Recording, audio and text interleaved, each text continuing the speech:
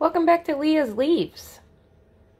What in the world do you do with an enormous box of jalapeno peppers and more coming in? Well, of course you can pickle them, and so that's what I did with a few quarts.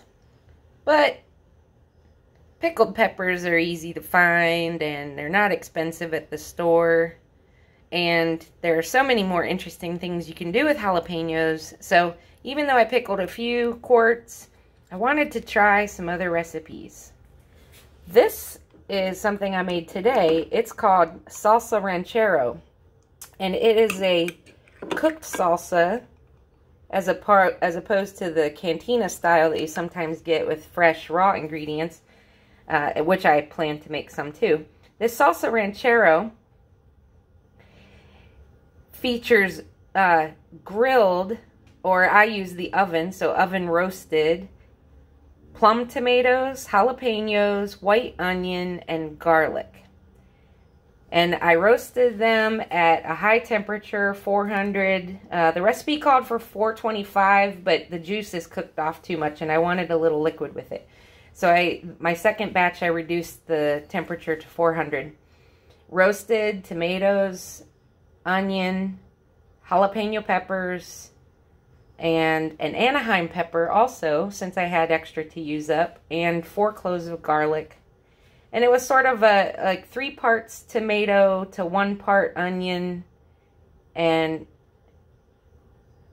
then half a part jalapeno and 4 cloves of garlic. And then I cooked that after I pulled the skins off of the cooled roasted vegetables and simmered it in a frying pan. And in that I added a tablespoon of lemon juice, and some fresh cilantro, and some salt to taste. And I had this really delicious Mrs. Dash Southwest Chipotle salt-free blend that has a bunch of chilies and chipotle peppers and other spices. So I went ahead and added about a teaspoon of this to the mix, cooked it for 2 minutes, and then filled the jars with it. And it's really, really good. I've already spooned some of this onto some scrambled eggs, and that was really good. And then I've eaten some with tortilla chips. The next thing I made was jalapeno pineapple hot sauce. This is a recipe I got from online. It's very easy to make, and I just put it in the food processor to blend it. You can see in the bottle there are a few little seeds and skins and so forth, because when you have a good blender, you can leave all that in. It just adds a little bit of texture, but it's not, it doesn't ruin it. Has a really nice pineapple flavor, but it's not overly sweet. So you can get the hint of the pineapple without too much sweetness.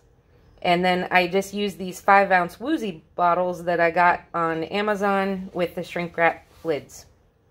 And then the last thing I'm making right now is Apple-Jalapeño jelly. And because I didn't want to process a ton of apple mush and have to strain it and sieve it and wait and all that, I just used 100% apple juice straight out of the bottle. And into that, I added a tablespoon of lemon. And for each cup of juice, I added a cup of sugar, because that's what the gelatin recipe calls for. 1 pack of Sure-Gel, and about a half a cup of thinly sliced jalapeno peppers. And it's a sweet and spicy jelly. I got the recipe from the Ball Canning Cookbook. I'll post a link in the description where you can find one of those. Anyway, these are some of the things I've decided to do with all that mountain of jalapenos this year. I hope that you'll drop a comment, let me know how you're processing your peppers. Did you grow any hot peppers? It's still early in the season for me here in Luray, Virginia, Zone 6B, so I have my hottest peppers. I haven't even started to turn color yet. That won't happen for another 2-3 weeks even. And at that time, I'll be making a fresh round of hot sauce that has a completely different flavor profile, and will feature habanero peppers and more jalapenos, some serranos, probably some cayenne, and even fatalii peppers that I grew for the first time this year. They are supposedly the hottest pepper that grows in the Democratic Republic of Congo. And they're green, and they're growing. The plant has at least 4 fruits on it right now and some more flowers. And we're getting rain this week finally after a dry spell. So I'm expecting them to pop. But they haven't changed color yet, so I'm just going to keep them on the vine as long as they'll be there. Or pick them before the first frost. Anyway, I'm learning a lot, sharing it here, and I hope you'll come grow with me. Bye!